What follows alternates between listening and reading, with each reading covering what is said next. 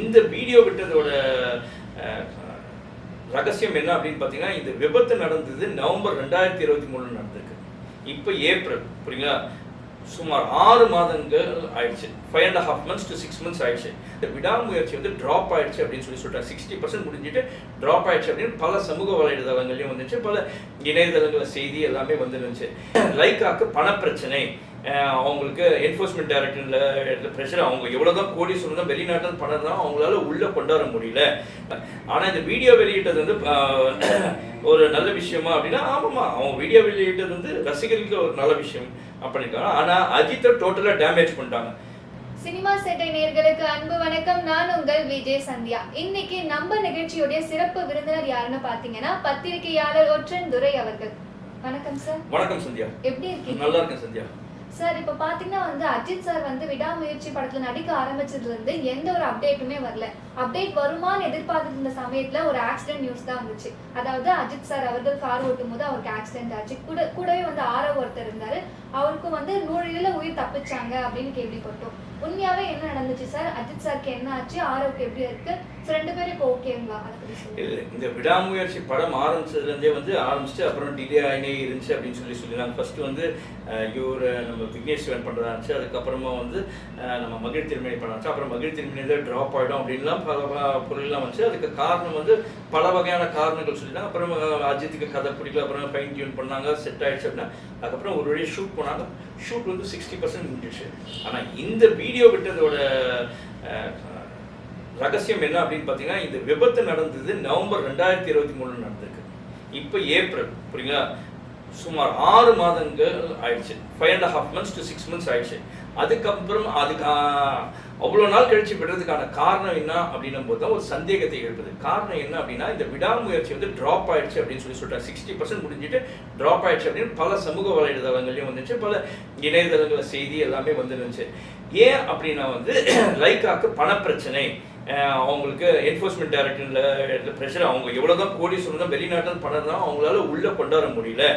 அப்புறமா இங்கே சில அரசியலோட தலையீடு இருக்குது அப்படின்லாம் சொல்லி பல யூடியூப் சேனலில் பலர் பேசினாங்க. அதுக்கப்புறமா இணையதளங்கள் சோஷியல் மீடியாவிலும் வண்ணமாகவே இருக்குது. அது சம்மந்தமாக இவங்களும் கோர்ட்டில் ஏதோ பெட்டிஷன்லாம் போட்டாங்க, லைக்கா சார்பிலலாம் கூட போட்டாங்க, புரியுங்களா? ஏன்னா இவங்கள பண பரிமாற்றம் பிரச்சனை இருக்குது அப்படின்னா அதை அந்த ஒரு செய்தியை மறைக்கிறதுக்கு தான் இந்த 6 மாதம் கழிச்சு, அதாவது 5.5-6 மாதம் கழிச்சு இப்படி ஒரு வீடியோவை வெளியிட்டாங்க.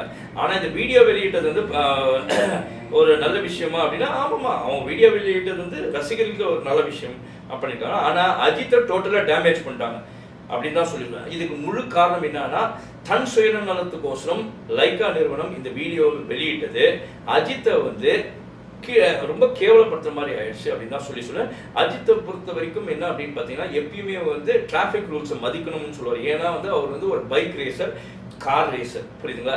அவர் வீட்டுக்கே யாருன்னா, இப்போ நான் சொல்லலை, ஹெல்மெட் கட்டாயப்படுத்துறதுக்கு முன்னாலே ஒரு 25 வருஷத்துக்கு முன்னாலே 30 வருஷத்துக்கு முன்னாலே அவங்க வீட்டுக்கு யாருன்னா போனாங்க, 25 இயர்ஸ்க்கு முன்னால் அவங்க வீட்டுக்கு யாருன்னா போகும்போது, ஏன்பா ஹெல்மெட் போடலன்னா இந்த ஒரு ஹெல்மெட் வாங்கிட்டு போட்டு போகணும் அப்படின்னு சொல்லுவாங்க. ஸ்டாஃபுங்களுக்கு கூட யாரா ஹெல்மெட் இல்லாமல் திட்டிட்டு வரோம், என்னன்னா ஹெல்மெட் போட்டுட்டு தான் போகணும். அதே மாதிரி காரில் எதனா டாக்ஸியில் இருந்தால் கூட சீட் பெல்ட் போடணும்னு சொல்லுவார். சட்டம் வர்றதுக்கு முன்னாலே சீட் பெல்ட்டை இன்சிஸ்ட் பண்ணுவோம்.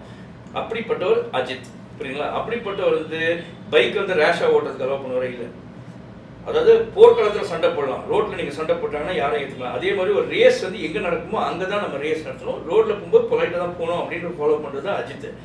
இந்த படத்துக்கான காட்சி ஸ்டண்ட் சீக்வன்ஸ் அசர்பைஜானில் நடந்திருக்கு விடாமுயற்சிக்கு. இது நவம்பர் மாதம் நடந்துச்சு. அப்போ நடக்கும்போது அது விபத்தாக நடந்துச்சா இல்லை அவங்க விபத்துன்னு போட்டிருக்காங்க, இல்லை அந்த ஷாட்டுக்கான விபத்தாட்டம் காட்டணும்னு பண்ணியிருக்காங்களான்னு தெரியல. ஆனால் அந்த ட்விட்டர் இதில் பக்கத்தில் அவங்க போட்டிருக்கிறது ஆக்சிடென்ட் அப்படின்னு தான் போட்டிருக்காங்க.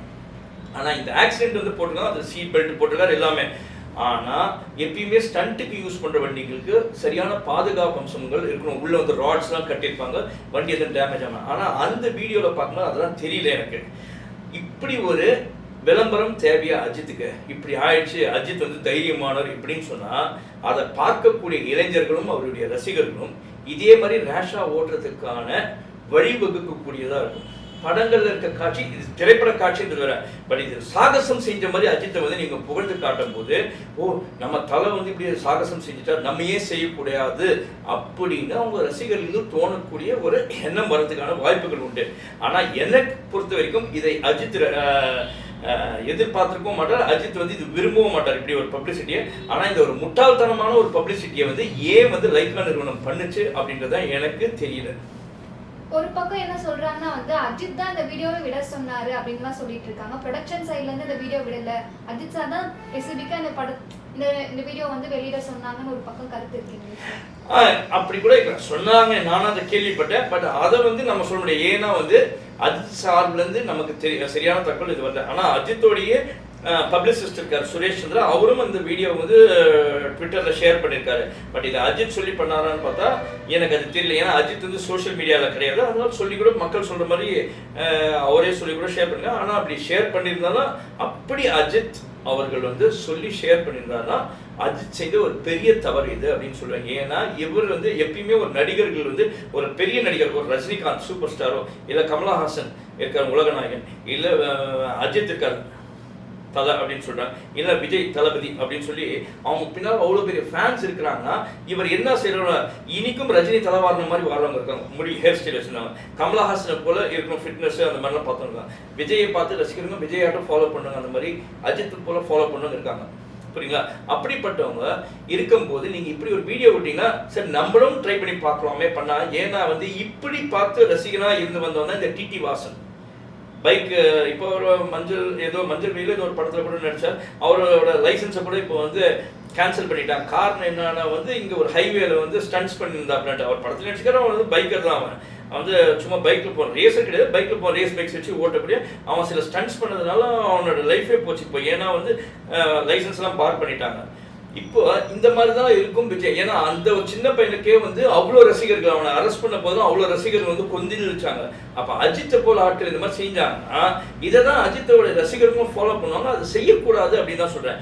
ஆனால் அஜித் செஞ்சார், எல்லாமே செஞ்சாருனாலும் இதை வந்து யோசிக்காம எப்படி வெளியிடுறாங்க அப்படின்றது எனக்கே தெரியல. இதெல்லாம் ஒரு பக்கம் இருக்கும்போது கோயம்புத்தூர் போலீஸ் என்ன பண்ணிருக்குன்னா இந்த வீடியோவை ஷேர் பண்ணி வியர் சீட் பெல்ட் போட்டு வண்டி ஓட்டுங்க அப்படின்னு சொல்லிட்டு விழிப்புணர்வு ஏற்படுத்துறதுக்காக இந்த வீடியோவை வந்து பயன்படுத்தியிருக்காங்க. இது வந்து நல்ல விஷயம் நினைக்கிறீங்களா இல்ல தவறா போறதுக்கு வாய்ப்பு இருக்குன்னு நினைக்கிறீங்களா சார்? இது வந்து கீழ்த்தனமான விஷயம்ன்ற. அஜித் கிட்ட என்ன ஆதாயத்தை வந்து அந்த கோயம்புத்தூர் காவல் நிலையம் எதிர்பார்க்கறது இல்லை. அஜித் ஒருத்தர் தான் இல்லை, நீங்க எத்தனையோ படங்கள் இருக்குது. அஜித்தை பத்தி ஏன் நீங்க வந்து ஸ்பெசிபிக்கா போடணும்?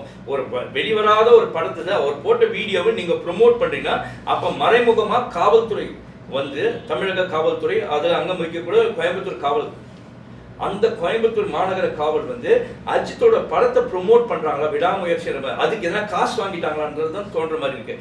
ஏன்னா இல்ல அஜித் மேல என்ன ஒரு பாசம் அப்படி பண்ணுன்ட்டு அது வந்து ஒரு தவறான வீடியோ. புரியுங்களா? அதை வந்து ஸ்ட்ரீட் பண்ணிட்டு அவர் போட்டு போயிருக்காரு இல்லைன்னு சொல்ல, அது ஸ்டண்ட் சீக்வன்ஸ். அந்த வீடியோவை எதுக்கு போடுறாங்க? இது வந்து தவறான உதாரணம். இதை வந்து அதை எப்படி கோயம்புத்தூர் கமிஷனரான டாக்டர் ஸ்டாலின் ஐபிஎஸ், அவரும் வந்து ஒரு நேர்மையான அதிகாரி நான் கேள்விப்பட்டிருக்கேன். அவர் வந்து தெளிவான ஒரு யங்ஸ்டர். அவர் இதை எப்படி பெர்மிட் பண்ணியிருக்காரு அப்படின்றது ஒரு கேள்விக்குறியாவே இருக்குது. ஆனா இதை வந்து நான் இன்னைக்கு ட்விட்டர்லயே வந்து நான் கண்டிச்சிருக்கேன், அவங்களுக்கே சொல்லியிருக்கேன் இதை வந்து ரிமூவ் பண்ணுங்க அப்படின்னு சொல்லியிருக்கேன். பட் இதுக்கு ரிமூவ் பண்ண மாதிரி தெரியல. நம்ம பாட்டு பத்திரிகையாளருங்க, யூடியூபர், ஊடகவியாளர்கள் எல்லாம் நம்மளாம் நியாயம் கேட்டு கூவோம். ஆனா அதுக்கு வந்து அரசோ காவல்துறையோ அடிப்பணிஞ்ச மாதிரி தெரியல. அதே மாதிரிதான் இவங்களும் வந்து யாரோ கேட்டானே விட்டுருக்கலாம். ஆனா இதை தவறு, நம்ம கண்டிச்சு தீர வேண்டியது. நான் கண்டிச்சேன். ஏன்னா இப்படிப்பட்ட ஒரு வீடியோ ப்ரொமோட் பண்ண இப்ப சமீபத்தில் ஒரு படம் வந்துச்சு, இந்த வாரம் ரிலீஸ் ஆயிருக்கு, ஆலாகலம்ட்டு. அதுல வந்து மதுனால ஒரு குடும்பமே சீரழியுதுன்றது அவ்வளவு நல்ல படம். தியேட்டர்ல 10 பேர் 20 பேர் கூட வரல. ஆனா படம் நல்ல படம். ஏன் அந்த படத்தை காவல்துறை ப்ரொமோட் பண்ணலாமே? இல்லை கவர்மெண்ட்ல எத்தனையோ டிபார்ட்மெண்ட் இருக்கு. அவங்க வந்து மதுனால அந்த படத்துல இருக்க ஒரு கிளிப்பிங் எடுத்து போட்டு மது இருந்ததுனால குடும்பமே சீராகுது, மதுவை ஒழிக்கணும்னு சொல்லி ப்ரொமோட் பண்ணலாம். இதே காவல்துறை மது ஒழிக்கிறதுக்கோசம் அதை ப்ரொமோட் பண்ணல, ஏன் பண்ண மாட்டேன்னா? அப்ப அஜித்னு ஒரு பெரிய ஒரு ஆர்டிஸ்ட் தான் அவங்களுக்கு வந்து இவங்க பூஜா தூக்குற வேலையை தான் செய்யறாங்கன்னு தான் சொல்லுவேன். அதுக்கப்புறம் நீங்க வந்து ஒரு ட்வீட் போட்டிருந்தீங்க, அஜய் பர்தான் அந்த கவர்மெண்ட்கே வந்து ஒரு கொஸ்டின் கேட்கிற மாதிரி ஒரு ட்வீட் போட்டிருந்தீங்க, அதை பத்தி சொல்லுங்க. இல்ல அது நான் போட்டது பிளஸ் ட்வீட்டும் போட்டு அதுக்கப்புறமா அசர்பைஜானுடைய கவர்மெண்ட்டுக்கே நான் ஒரு மெயிலே போட்டிருக்கேன், இமெயில் எழுதியிருக்கேன். அதாவது வந்து இந்த மாதிரி ஒரு வீடியோ ஷேர் பண்ணுங்க. இது வந்து வந்த தகவல்னா அசர்பைஜான்ல 2023 நவம்பர்ல வந்து அஜித்தோடைய விடாமுயற்சி படம் வந்து ஷூட்டு போகும்போது அங்க அஜித்தும் ஆரவும் 2 பேரும் அந்த கார் ஸ்டண்ட் சீக்வன்ஸ் பண்ணும்போது ஆக்சிடென்ட் ஆயிருக்குன்னு சொல்லியிருக்காங்க. இது விபத்து அப்படின்னா கண்டிப்பா கேஸ் ரெஜிஸ்டர் ஆகிடும். அங்க ஆக்சிடென்ட் கேஸ் எதனா ரெஜிஸ்டர் ஆச்சா அதுக்கு லீகலா என்ன ஆக்ஷன் எடுத்தீங்கன்னு சொல்லி நான் விளக்கம் கேட்டு உங்களுக்கு மெயில் போட்டிருக்கேன். இந்தியன் கவர்மெண்டே பதில் கொடுக்கல, அவங்க என்ன கொடுக்குறாங்கன்றது நம்ம வெயிட் பண்ணி தான் பார்க்கணும். ஏன்னா நம்ம ஒரு ஊடகவியலாளரா இருக்கிறது, ஒரு சோஷியல் ஆக்டிவிஸ்டா இருக்கணும்னா நம்ம கேள்வி கேட்க வேண்டியது நம்மளோட கடமை. ஏன்னா நல்லதை நினைச்சு கேட்கிறோம், அது பதில் கொடுக்கறதும் கொடுக்காததும் அவங்க கையில தான் இருக்கு. பர்டிகுலரா இந்த சீன் எடுக்கும்போது வந்து டூப் போட்டுக்கலான்னு வந்து சொல்லியிருக்காங்க. பட் வந்து அஜித் சார் வந்து வேண்டாம் நானே பண்றேன்னு சொல்லிட்டு அவரே ஓன் எஃபெக்ட் போட்டு இந்த சீக்வன்ஸ்ல வந்து நடிச்சிருக்காரு. அது மட்டும் இல்லாம பக்கத்துல ஒருத்தர் வேற இருக்காரு. இவ்வளவு ரிஸ்க் எடுத்து அவர் பண்ணும்போது இன்னொருத்தரும் கூட வந்து பாதிக்கப்படுவார் இல்லையா? சோ அத பத்தி கொஞ்சம் யோசிச்சிருக்காங்க சார். இல்ல இது வந்து 2 பேரோட ஒப்புதல் இருக்கு. நான் இதுல வந்து அஜித்தை குறை சொல்லணும். அஜித் வந்து என்னன்னா ஒரு பாடி டபுள் போட்டு செஞ்சா அந்த விபத்து நடந்தா அதே பாதிப்பு தான். இவருக்கு எதுவும் தப்பு நினைச்சா அதே தான் பாதிப்பு அவருக்கும் ஏற்பட்டிருக்கும், அந்த பாடி டபுள் பண்றதுக்கும். அதை மனிதாபிமானத்தோட எதுவாக இருந்தாலும் எனக்கே ஆகட்டும் அப்படின்னு பண்ணியிருக்காரு. பட் கூட ஆரவ் உட்காந்ததுனால ஆரவ் கிட்ட கேட்டப்ப அது ஆரவோட ஒப்புதல் வந்து இல்லைன்னா பெரும்பாலும் இப்படி பண்ணும்போது அப்படின்னா பக்கத்தில் ஒரு டம்மியை வச்சுப்பாங்க, ஆள் இல்லாம ஒரு டம்மி பொம்மையாட்டம் ஒன்று வச்சுட்டு பண்ணுவாங்க. பட் இதில் ஆரவே உட்காந்துருக்காங்க. 2 பேரோட தைரியத்தையும் உண்மையிலே பாராட்டினாங்க. அவங்களோட எஃபர்ட்ஸ்ல வந்து நான் இன்னைக்குமே குறை சொல்ல, அஜித்தையும் சொல்லல ஆரவையும் சொல்ல, அவங்களோட எஃபர்ட்ஸ். ஆனா இந்த விபத்து நடக்கிறது சகஜம். அந்த விபத்து வீடியோவை ஒரு ப்ரொமோஷனா வந்து போடுறது கண்டிப்பா it is a wrong example. அதை தான் நான் சொல்றேன். இது அந்த வீடியோ வந்து படத்துல வரலாம், எல்லாமே வரலாம். இதை வந்து நீங்க பப்ளிசிட்டி பண்ணும்போது அவருடைய ரசிகர்கள் எங்கர் ஜென்ரேஷன் நீங்க ஸ்பாயில் பண்றீங்க, அவங்கள வந்து ஊக்குவிக்கிறீங்க. இந்த மாதிரி ரேஷா ஓட்டணும், ஸ்டண்ட் சீக்வன்ஸ் பண்ணணும் அப்படின்ற மாதிரி இருக்கு. அது சீட் பெல்ட்டை பத்தி நீங்க ப்ரொமோட் பண்றத போலீஸ் சொன்னா அது முட்டாள்தனம். அந்த வீடியோல சீட் பெல்ட்டே பாப்பா எப்பயுமே வந்து நெகட்டிவா தான் இன்னைக்கு வந்து பாக்குறாங்க. ஒரு யூடியூப்லன்னா கூட நீங்க பாசிட்டிவா எதுனா சொன்னீங்க பார்க்கல, ஒரு நெகட்டிவா வந்து ஒரு நடிகையை பத்தி தவறா சொல்றீங்க, ஒரு அரசியல்வாதியை பத்தி தவறா சொன்னீங்கன்னா அதை தான் பார்க்கறதுக்கு வராங்க. அவங்களோட நல்லது யாருமே பார்க்கறதுக்கு வராங்க. நீங்க சீட் பெல்ட்னு ஏன் காட்டுறீங்க? அதை சீட் பெல்ட்டை பார்க்க மாட்டாங்க. அவங்க அதை ஓட்டின ஸ்டண்ட் எப்படி அதுதான் தவறு நான் கண்டிக்கிறேன். அதுக்கப்புறம் பாத்தீங்கன்னா இந்த படத்துல இருந்து சீன்ஸ் எல்லாமே வந்து நாங்க ஹாலிவுட் ரேஞ்சுக்கு எடுக்க போறோம், அதனால தான் வந்து இப்படிலாம் வந்து ஃபைட் சீன்ஸ் எடுத்துட்டு இருக்கோம் அப்படின்னு சொல்றாங்க. ஹாலிவுட் ரேஞ்சுக்கு எடுக்கும்போது ஃபைட் சீக்வன்ஸ் எல்லாம் ரொம்ப ஹெவியா இருக்கும். அதுவும் டூப் போடாம நடிக்கும்போது வந்து இன்னுமே வந்து நிறைய பேருக்கு வந்து அடிபடுறதுக்கு வாய்ப்புகள் இருக்கும். சப்போஸ் வந்து இவங்க 2 பேருக்கு எதுவும் ஆகல, சப்போஸ் ஏதாச்சும் ஆயிருந்தா அதுக்கான ரெஸ்பான்சிபிலிட்டி டைரக்ஷன் டீமுக்கு போகுமா, இல்ல வந்து ஓனா நான் வந்து பண்றேன் அப்படின்னு சொன்னதால இவருக்கு போயிருக்குமா சார்? இல்ல அது வந்து அவங்க என்ன அக்ரிமெண்ட், எப்பயுமே ஸ்டண்ட் சீக்வன்ஸ் பண்ணும்போது அந்த ஆர்டிஸ்டே இறங்குறாங்கன்னா கண்டிப்பா ஒரு அக்ரிமெண்ட் சைன் பண்ணுவோம். அது என்ன அக்ரிமெண்ட் இவங்க சைன் பண்ணியிருக்காங்க எனக்கு தெரியாது. அது லைக்காக்கும் இயக்குனருக்கு அந்த நடிகர்கள் அவங்களுக்கு தான் வெளிச்சம், அவங்களுக்கு தான் தெரியும், நமக்கு தெரியாது. அதை பத்தி நம்ம கமெண்ட் பண்ண வேண்டிய அவசியம் இல்லை. அது வந்து அவங்க பிசினஸ் அவங்க செய்யலாம், அதை வந்து நம்ம தலையிடக்கூடாது. அடுத்தது வந்து இந்த படத்தோட இப்படிலாம் போயிட்டு இருக்கும்போது நெக்ஸ்ட் வந்து படம் வந்து ஷூட்டிங் எப்போ முடியும், படத்தை வந்து நாங்கள் எப்போ எதிர்பார்க்கலாம் சார்?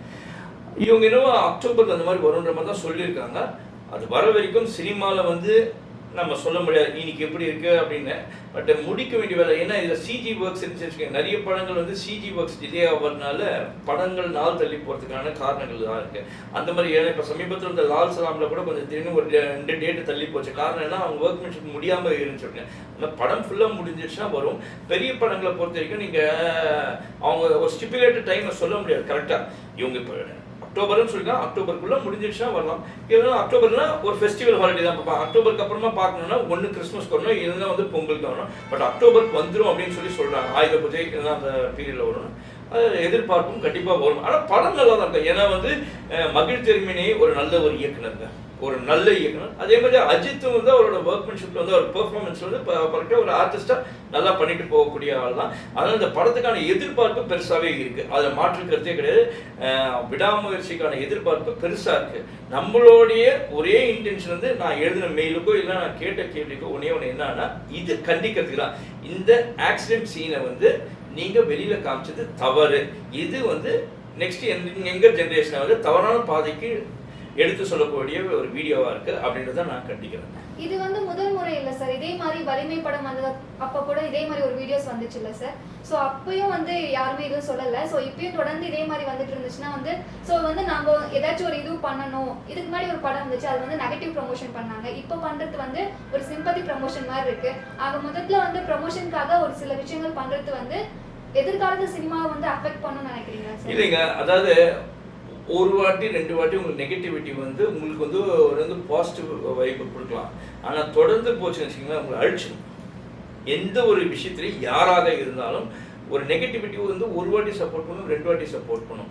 தொடர்ந்து போகணும்னு பார்த்தீங்கன்னு வச்சுக்கோங்க, நெகட்டிவிட்டி மேலே ட்ராவல் பண்ணணும்னு நினச்சா டோட்டலாக உங்களை ரூயின் பண்ணிடும். அந்த நிலைமைக்கு யாருமே போயிடக்கூடாதுன்னு தான் நான் சொல்கிறேன். அதான் என்னோட இது. இது வரைக்கும் நான் கேட்ட கேள்விகளுக்கு சிறப்பா தெளிவா பதில் சொன்னீங்க சார். நன்றி சார். நன்றி சந்தியா. இந்த மாதிரியான சினிமா அப்டேட் நீங்க தெரிஞ்சுக்கணும்னு நினைச்சீங்கன்னா சினிமா சேட்டை சேனலோட இணைஞ்சிருங்க. நன்றி, வணக்கம்.